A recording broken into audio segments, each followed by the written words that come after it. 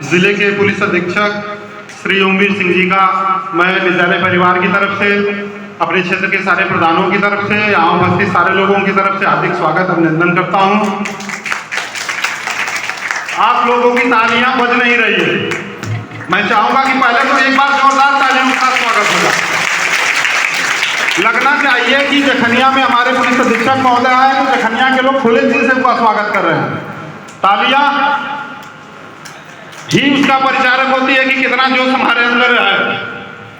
इस कार्यक्रम का सभागार मुझे कॉलेज का मिल जाता तो एक कार्यक्रम हम लोगों का है, तो मुझे अच्छा लगा कि ऐसे कार्यक्रम होने चाहिए। मैंने उससे कहा कि मुझसे जो भी सहयोग होगा मैं आपका सहयोग करूंगा, और आज उस कार्यक्रम के तहत आप लोग बैठे हुए इस मिशन शक्ति, तो जो हमारे कार्यक्रम में मिशन शक्ति पे काफी दिनों से चलते रहे हैं, लगातार पुलिस विभाग द्वारा इन कार्यक्रमों का आयोजन होता रहा है, और जागरूकता के तहत चाहे वह 1090 हो, 112 हो, डायल 112 हो, विभिन्न योजनाओं के बारे में काफी विस्तार से विभिन्न कार्यक्रमों में समझाया जाता है। सरकार की जो भी योजनाएं होती हैं वह अंतिम पायदान पे खड़े व्यक्ति सीधे वह उनकी कनेक्टिविटी सरकार से जुड़ी, क्योंकि ये जितने नंबर्स होते हैं इन नंबरों पे की गई शिकायतों की जवाबदेहियां भी तय होती हैं, उनको बताया भी जाता है, उनकी रिप्लाइयां मिली जाती हैं। लेकिन अभी जो एक नया कार्यक्रम चला है त्रिनेत्र, अभी कुछ देर पहले मैं सुन रहा था, हमारे कोई प्रधान साथी थे जो कि त्रिनेत्र पे उन्होंने कहा कि भगवान शंकर का वो जो तीसरी आंख थी, तो जब वो खुल जाती तो उससे कोई बचता नहीं था। तो हमारे सरकार का भी जो ये कार्यक्रम त्रिनेत्र है, तो यह भी वैसा ही तीसरा नेत्र है, जिसमें हमारे ग्राम प्रधान भाइयों का सहयोग तो निश्चित तौर पे चाहिए, क्योंकि जो सबसे नीचे की इकाई है वह ग्राम सभा से शुरू होती है।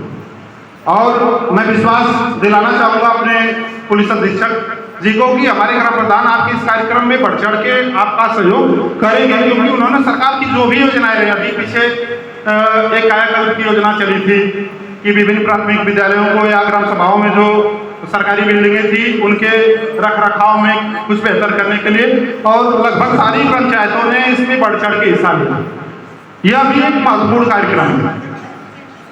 कैमरा एक ऐसी चीज होती है जिसमें सारी एक्टिविटियां रिकॉर्ड होती रहती है, और निश्चित तौर पे हमारे प्रशासन को इससे सहूलियत मिलेगी।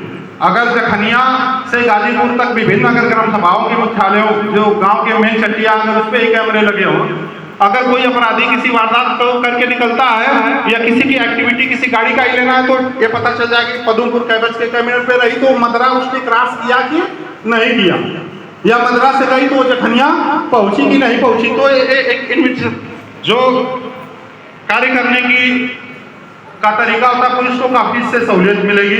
तो मैं पुनः इस मंच के माध्यम से अपने DVR आता है, उस पर 4 कैमरों का फीड आप ले सकते हैं।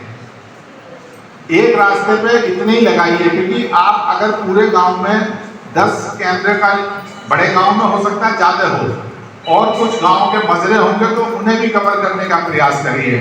लेकिन ये एक आपका एक बार का इन्वेस्टमेंट है, जिससे आपको बहुत ज्यादा सहूलियत मिलेगी। सबसे बड़ी बात तो यह है कि आरोप प्रत्यारोप जो लगते हैं उनका प्रत्यक्ष प्रमाण मिल जाता है। बहुत सी बार कई बार गांव में आपस में झगड़े होते हैं कि साहब ये इन्होंने मिलकर मारा, घर में मारा, बाहर मारा, यहाँ मारा, तो भैया दिखेगा उसमें कहाँ मारा। तो इसके लिए ये बहुत जरूरी है कि आप इसमें बढ़ चढ़ के हिस्सा लें, अच्छी तरीके से लगाएं, और उन लोगों को प्रेरित करें जो और सक्षम हो गाँव में।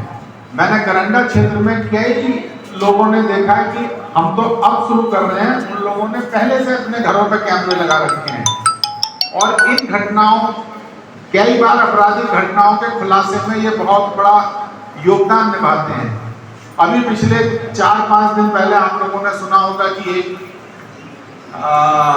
व्यवसायी था जिसकी टेलीफोन की दुकान थी सिधोना खानपुर में, उसकी हत्या की गई थी, अज्ञात में की गई थी। लेकिन जब हमने चारों तरफ अपने नेटवर्क को खंगाला, क्योंकि वहाँ ऑलरेडी लोगों ने कस्बों में पहले ही हम लगा चुके हैं, तो कई जगह हमें इस तरह के फुटेज मिले जिससे कि हम कोरिलेट कर पाए। क्योंकि वहाँ कुछ महिलाएं काम कर रही थी, उनके द्वारा उनका हुलिया, उनके पहने हुए कपड़े बदमाशों के, ये सब बताया गया, उनकी संख्या बताई गई, फिर उसे कोरिलेट किया जाता है। तो कोरिलेट करके उस घटना का सफल अनावरण पुलिस ने किया। कम से कम उस व्यक्ति को तो चिंता नहीं कर सकते, लेकिन कम से कम उसके परिवार को न्याय तो दिला सकते हैं। जिन लोगों ने अपराध किया है उन लोगों को उस कृत्य की, कुकृत्य की कम से कम सजा मिल सकती है, ये बहुत जरूरी है। दूसरा विषय है जो मिशन शक्ति में जितनी हमारी आंगनबाड़ी की बहनें बैठी हैं, आशा बहुएं हैं, आप में से बैंक सखी भी होंगी, आप में से ANM होंगी, आप लोग दिन रात निरंतर पब्लिक के बीच में रहती हैं। इसी के साथ साथ जो आपका पंचायत भवन है, जितने हमारे प्रधान साहिबान हैं, आपके सभी के क्षेत्र में ज्यादातर जगह पंचायत भवन बन चुके हैं। उन पंचायत भवनों में एक 2018 में एक शासनादेश हुआ था, मुझे नहीं मालूम कि इस जनपद में उसका क्रियान्वयन कितना हुआ है। उसी पंचायत भवन में जो कमरे बने हुए थे, उसी में एक कमरे का नाम शक्ति भवन रखने का प्रस्ताव था। हो सकता है आपने रखा भी हो, ना हो तो इसे करा लीजिएगा। वो कोई आपके यहाँ ऐसा नहीं है शक्ति भवन जो बनेगा उस पर पुलिस जाके बैठेगी, लेकिन जब कभी एक हफ्ते में या 2 हफ्ते में हमारी फीट आरक्षी थाने में जाइएगा, जब भी जाओ, और मैं थाना प्रभारी यहाँ लोग खड़े हैं, ये दिखाएंगे आपको कि हमारे थाने का चप्पा चप्पा इस समय CCTV से कवर है। थाना प्रभारी के कार्यालय में CCTV लगा हुआ है, थाना कार्यालय में लगा हुआ है, थाने के मेन गेट पे लगा हुआ है, थाने का जो जहाँ हमारे पुलिस कर्मी बैठते हैं वहाँ लगा हुआ है, हवालात में लगा हुआ है। क्योंकि अक्सर पुलिस पे उत्पीड़न के आरोप प्रत्यारोप लगते हैं, और कई बार जब 2 पक्ष होते हैं, जिस पक्ष का काम ना करो तो उसका सबसे सिंपल आरोप है कि साहब पुलिस वालों ने पैसे लेके दूसरे का काम कर दिया। जिसका काम नहीं होता वो सामान्य रूप से यह आरोप लगाता है, इसकी जांच होती है तो कई बार मालूम भी नहीं पड़ पाता। तो इसलिए इन सब चीजों में पारदर्शिता लाने के लिए ये व्यवस्था की जा रही है।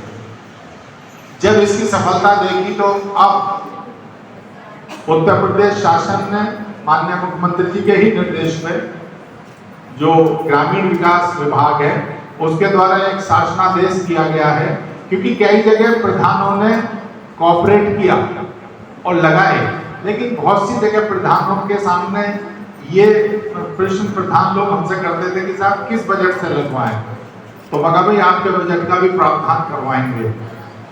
तो आपको अब ये नहीं कह सकते आपकी साहब आपको बजट नहीं है।